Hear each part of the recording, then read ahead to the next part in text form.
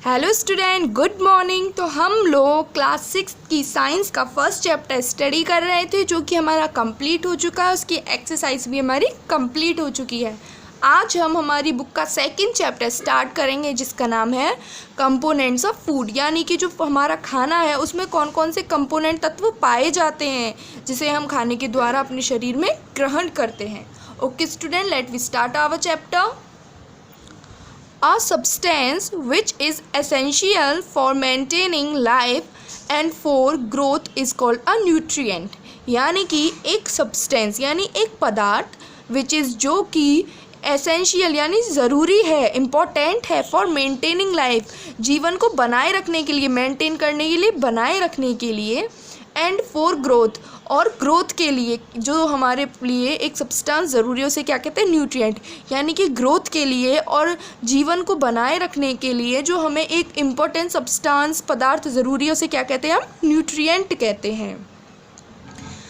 Our food has 5 major nutrients: carbohydrates, fat, protein, vitamin and minerals.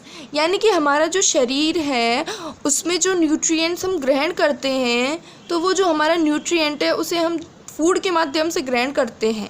और जो food है हमारा उसमें बेसिकली हमें 5 जो है वो मुख्य रूप से न्यूट्रिएंट प्राप्त होते हैं। पहला है हमारा कार्बोहाइड्रेट, दूसरा है हमारा फैट, तीसरे हमारे प्रोटीन्स, चौथे हैं हमारे विटामिन्स और फिफ्थ है हमारे minerals.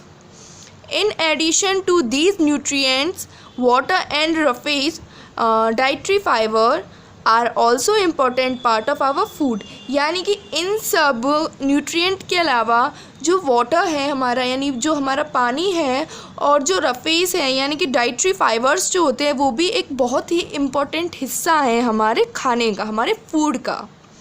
Water and roughage do not have any food value, so they are not considered to be nutrient। यानी कि जो हमारा जल है और जो रफेज यानी डाइटरी फाइबर्स होते हैं उनकी कोई फूड वैल्यू नहीं होती है, यानी कि उनका जो खाने का कोई महत्व ज़्यादा नहीं होता है, इसीलिए उसमें हम एक न्यूट्रिशियस के रूप में कंसीडर नहीं करते हैं। Thus, when we talk of component of food, we mean 5 nutrient plus water and roughage। इसीलिए जब भी हम बात करें कंपोनेंट की किसके, फूड के, तो हम मेनली 5 न्यूट्रिएंट को और उसके साथ में वाटर और रफेज की भी बात करेंगे।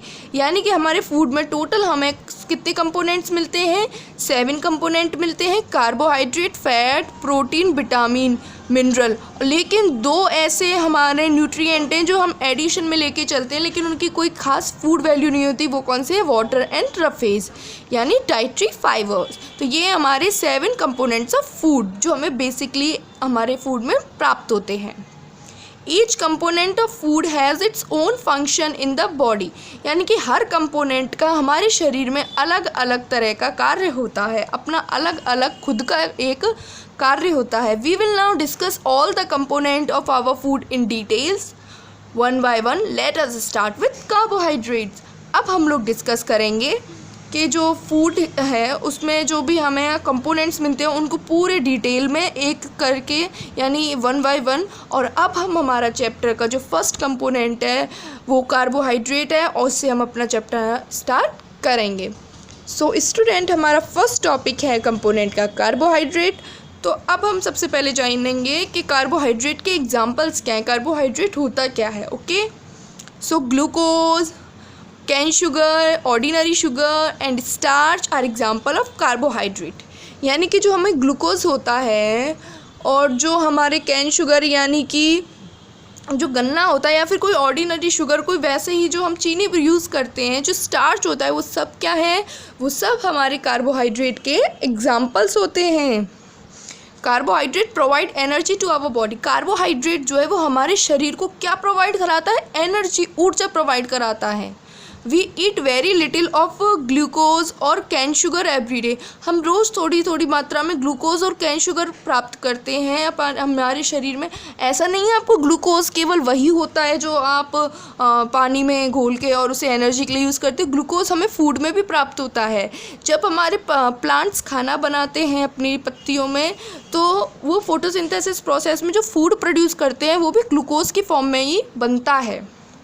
The main carbohydrate that we eat in our food is starch and it comes from cereals like wheat and rice. यानी कि जो मेन कार्बोहाइड्रेट है जिसे हम खाते हैं इन आवर फूड अपने खाने में इज स्टार्च। वो क्या है? हमारा स्टार्च है। और ये स्टार्च हमें कहाँ से प्राप्त होता है?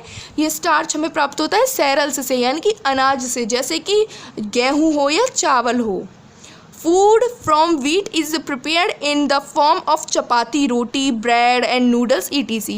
यानी कि जो खाना है, फूड जो है हमारा, जो हम वीट से तैयार करते हैं यानी गेहूं से प्रिपेयर करते हैं, तैयार करते हैं, वो हमें किस फॉर्म में मिलता है? तो वो हमें मिलता है चपाती की फॉर्म में, यानी रोटियों की फॉर्म में, ब्रेड की फॉर्म में, नूडल्स की फॉर्म में और बहुत सारी फॉर्म्स में। Rice is used as such और in the form of dosa and idli. और जो राइस है उसका उपयोग हम करते हैं बॉइल्ड चावल, यानी कि जो हमारे उबले हुए चावल होते हैं उनको खाने में, डोसा बनाने में, इडली बनाने में राइस का यूज़ किया जाता है। When we eat the food item like chapati, bread, noodles, rice, dosa, idli, then we take starch carbohydrate into body। यानी कि जब हम लोग चपाती खाते हैं, ब्रेड खाते हैं, नूडल्स खाते हैं, राइस खाते हैं, डोसा खाते हैं, इडली खाते हैं और ऐसे बहुत सारे फूड आइटम्स को खाते हैं, तो हम हमारे शरीर में स्टार्च और कार्बोहाइड्रेट को ग्रहण करते हैं एक अच्छी मात्रा में। उनका जो अमाउंट है उसको लेते हैं, उनसे जो हमारे क्या मदद करता है? हमारी ग्रोथ और लाइफ को अच्छे से मेंटेन करने में मदद करता है। And this starch carbohydrate provides energy to our body. और ये जो हमारे स्टार्च होता है, जो कार्बोहाइड्रेट होता है, ये हमारी बॉडी को क्या करता है? अच्छी तरह से न्यूट्रिएंट्स प्राप्त करवाता है और उसे एनर्जी प्रोवाइड करता है। Each potato which we eat almost every day in one form or the other contain a lot of starch carbohydrate। यानी कि जो हमारे पोटैटोज़ होते हैं, जो हमारे आलू होते हैं, जो हम लगभग हर दिन खाते हैं, उनमें भी हमें एक अच्छी मात्रा में स्टार्च कार्बोहाइड्रेट मिलता है। कुछ एग्जांपल्स जो हैं इसके कार्बोहाइड्रेट के वो हैं सेरल्स यानी कि अनाज, और अनाज में भी क्या, जैसे हमारे वीट यानी गेहूँ, राइस यानी चावल, मेज़ यानी मक्का, पर्ल मिलेट यानी कि जो हमारे बाजरा होता है, पोटैटोज़, आलू स्वीट पोटैटो, शकरकंदी, शुगर जो हमारी चीनी होती है, जैगरी, गुड़ को इंग्लिश में जैगरी कहते हैं, और हनी जैसे शहद। फ्रूट्स में भी हमें स्टार्च और कार्बोहाइड्रेट मिलता है, जैसे बनाना, केला, मैंगोज़ में, मेलन्स में ये और पपाया में, इन सब में भी कार्बोहाइड्रेट रहता है। Please note that the carbohydrate in our food are obtain mainly from plants और सोर्सेज। यानी कि यहाँ पे एक नोट पॉइंट है जो हमारे लिए पढ़ना बहुत ज़रूरी है, वो ये है कि जो हमें कार्बोहाइड्रेट है वो बेसिकली प्लांट से प्राप्त होता है। Okay student, that is of for today. Thank you for watching my video.